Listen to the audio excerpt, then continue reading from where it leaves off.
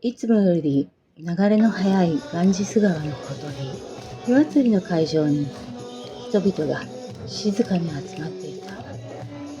太陽のような火が灯され、歌が、祈りが夜を揺らし始める。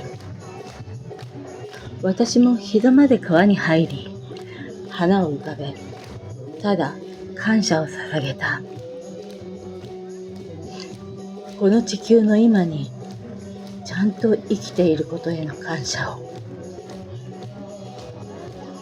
やがて踊りが始まり、歌と祈りと体が一体になっていく。